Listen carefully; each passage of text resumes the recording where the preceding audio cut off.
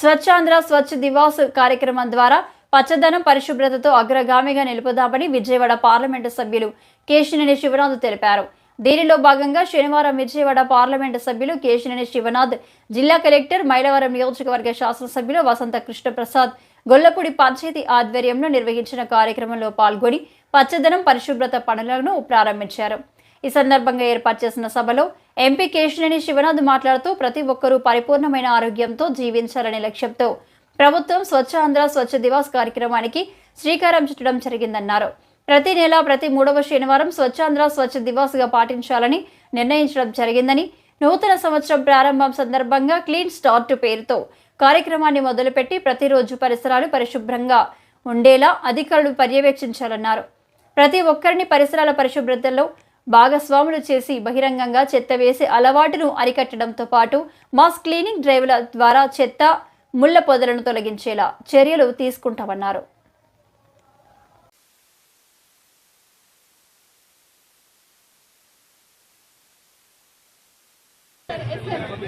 Launching programme గౌరవ MP గారు, MLA గారు, గౌరవ కలెక్టర్ గారు స్వచ్ఛ ఆంధ్ర స్వచ్ఛ దివస్ లాంచింగ్ ప్రోగ్రామ్ స్టార్ట్ చేస్తున్నాం సార్. Thank you sir. ఈ ర్యాలీని ఈ లాంచింగ్ ఫ్లాగ్ హాస్టింగ్ తో స్టార్ట్ చేస్తున్నాం sir. Thank you. Slogan please.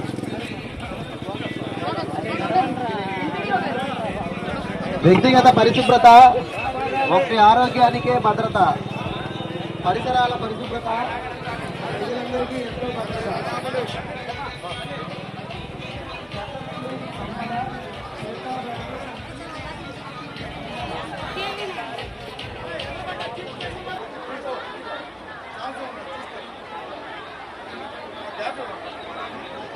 సందర్భంగా ఈ కార్యక్రమానికి విచ్చేసినటువంటి వేదికను అలంకరించినటువంటి చెబుతూ గొల్లపూడి గ్రామ ప్రజలందరి తరఫున కూడా గుడ్ మార్నింగ్ చెప్తున్నారు సార్.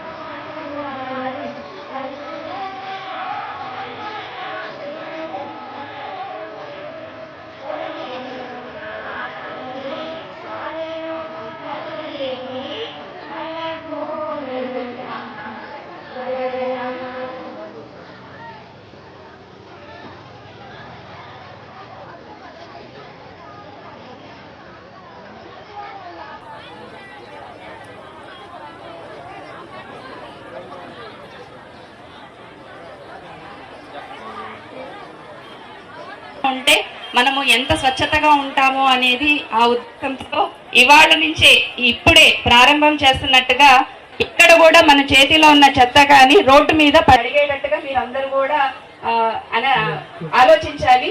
అందుకని మీ పక్కన కూడా అన్ని డస్ట్బిన్స్ పెట్టాము. ఎక్కడ కూడా దయచేసి ఇక్కడెక్కడ చెత్త వేయకుండా ఉండటానికి, పరిశుభ్రతగా ఉండటానికి ఈ రోజు నుంచే స్వచ్ఛ ఆంధ్ర వెంటనే పక్కన డస్ట్బిన్ లో పారేయాలి, కానీ ఇక్కడ ఎక్కడ కూడా వేయకూడదు రోడ్డు మీద అనే ఉద్దేశంతో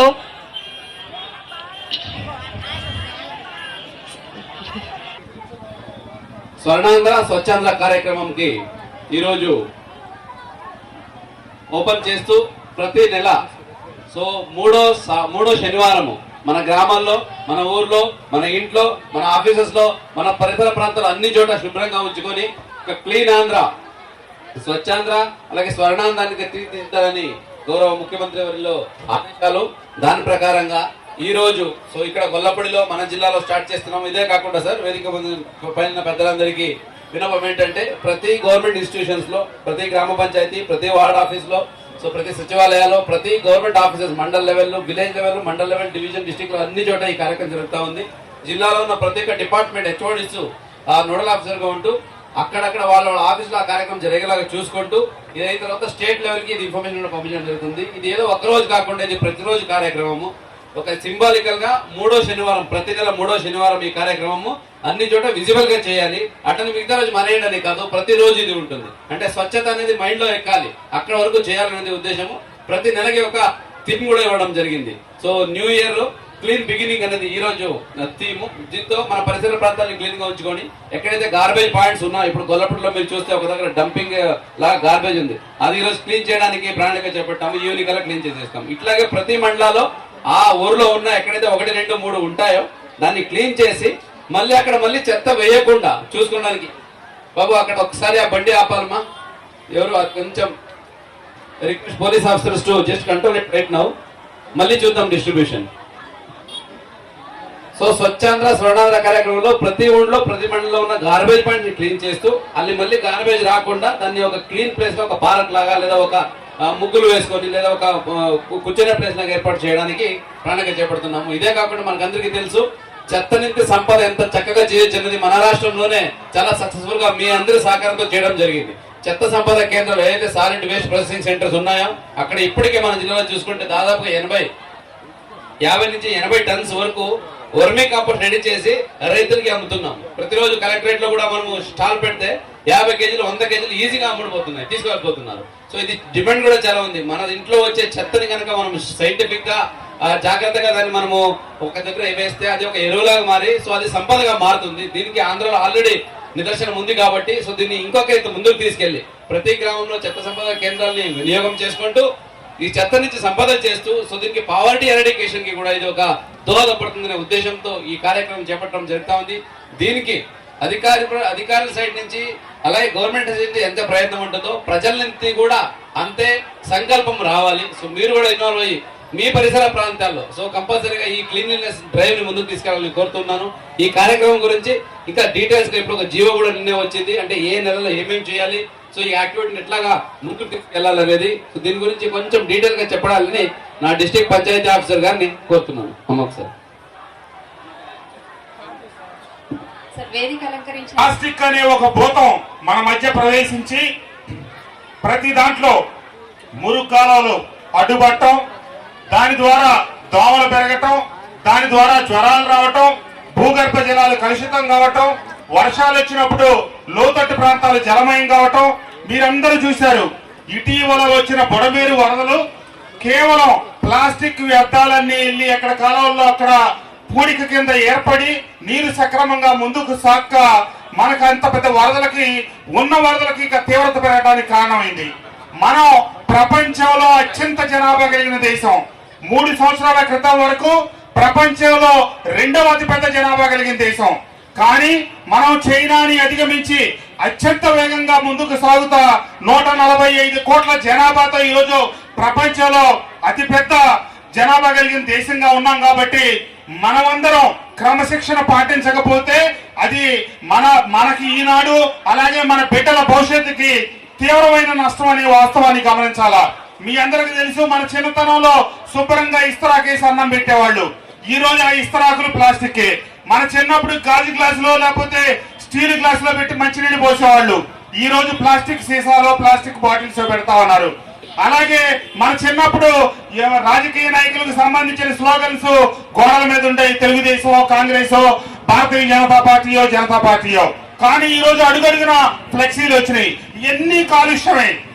ఎక్కడికక్కడే మన ఇంట్లో వచ్చే రోజువారీ వ్యర్థాలు కూడా మీరు సక్రమంగా సరిదిద్దకపోతే ఈ దేశం తట్టుకోలేదు. ప్రపంచంలో ఇంత జనసాంద్రత కలిగిన దేశం మన ఒక్క దేశమే.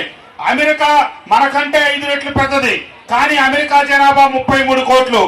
అమెరికాలో 5వ వంతున్న మనం వాళ్ళకంటే 4 రెట్లు ఎక్కువ జనాభా కలిగి 145 కోట్ల జనాభా ఉన్నాం.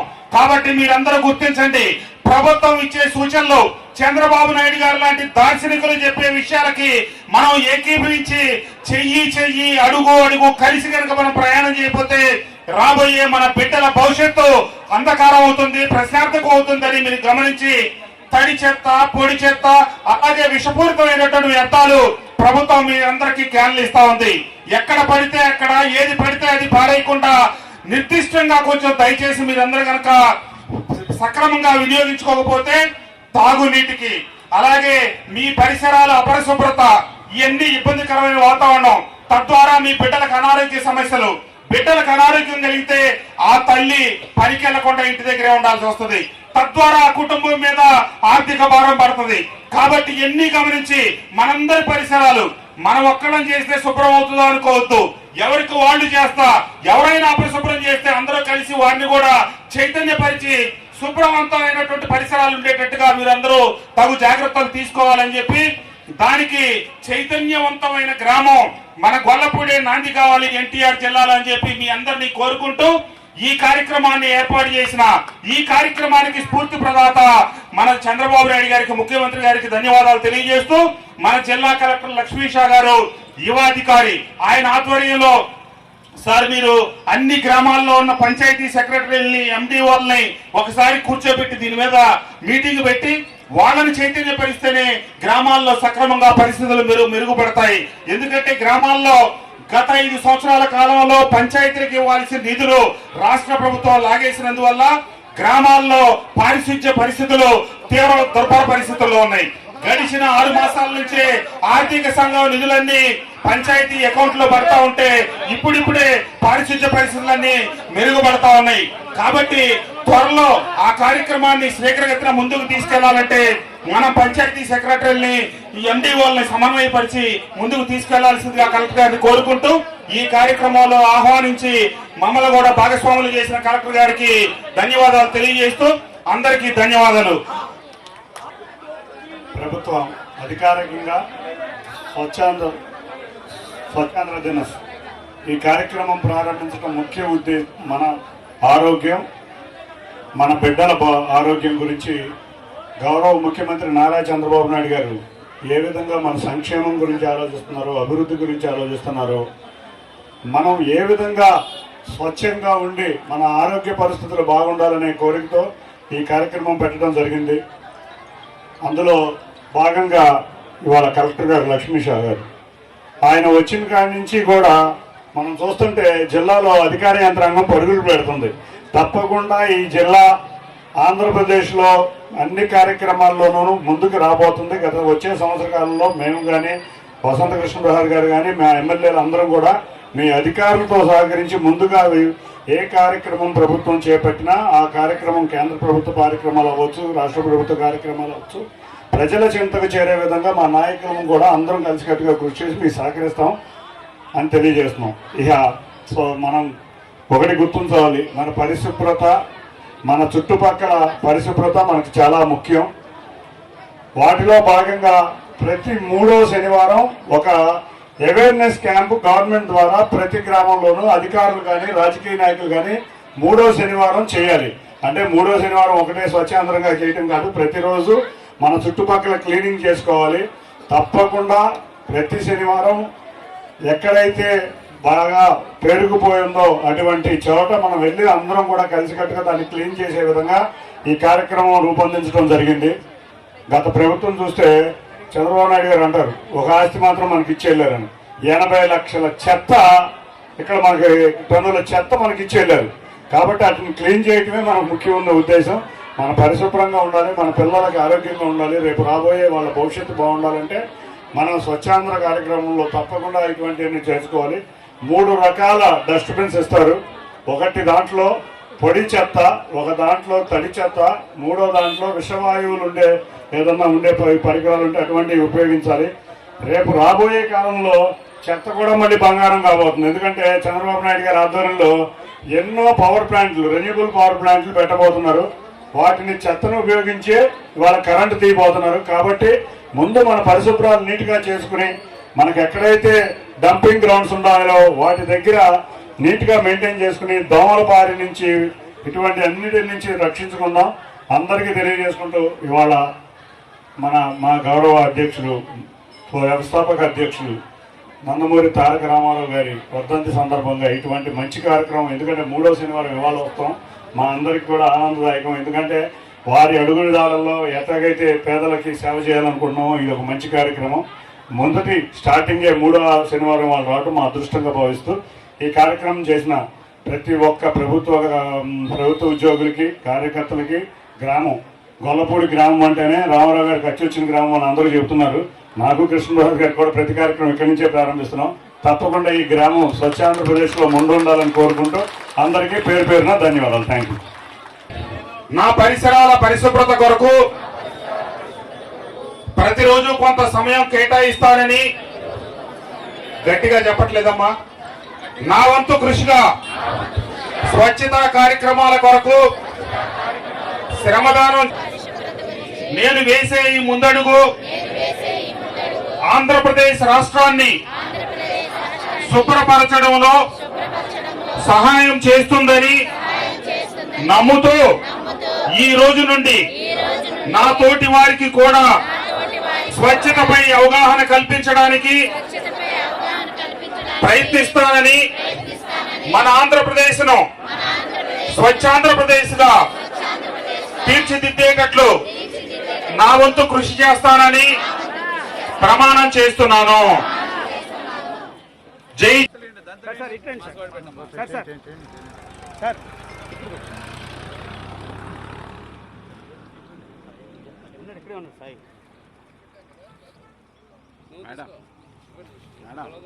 మీరు కూడా తీసుకోండి సార్. మేడం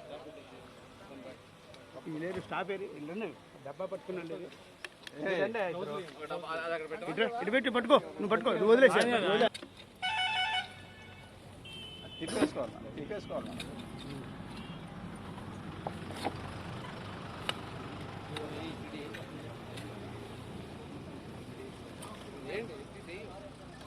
దీపే గారు మీరు కూడా తీసుకోండి.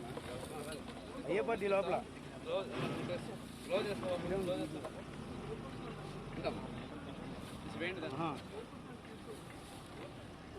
తీసేయండి మేడం.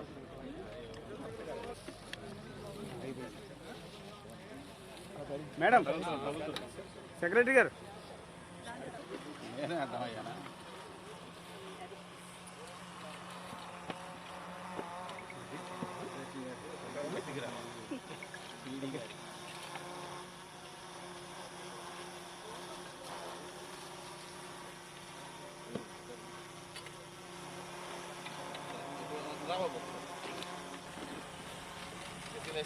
జాగ్రత్త పట్టు అమ్మా. 100 మీటర్ అవ్వాలమ్మా. 100 మీటర్ ప్లస్ డాక్యుమెంట్ చేయండి. And it will continue further. రేపు కంటిన్యూ అవుతుంది. మెయిన్ వేలు ఇప్పుడే అదే నేను చెప్పిన ప్లాన్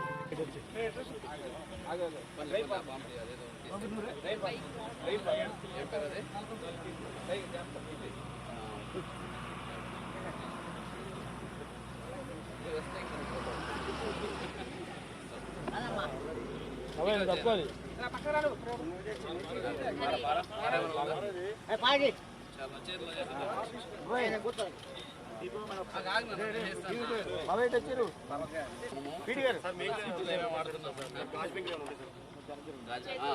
అలా ఉండమ్మా.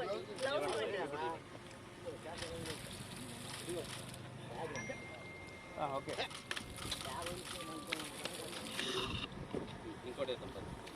ఇంకోటి వేస్తారంట. ఇంకోటి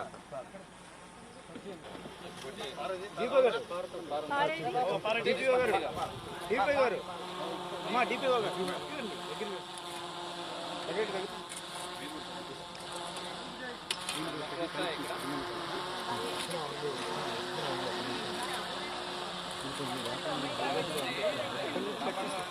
కొంచెం దాకా మనం కూడా వస్తాం.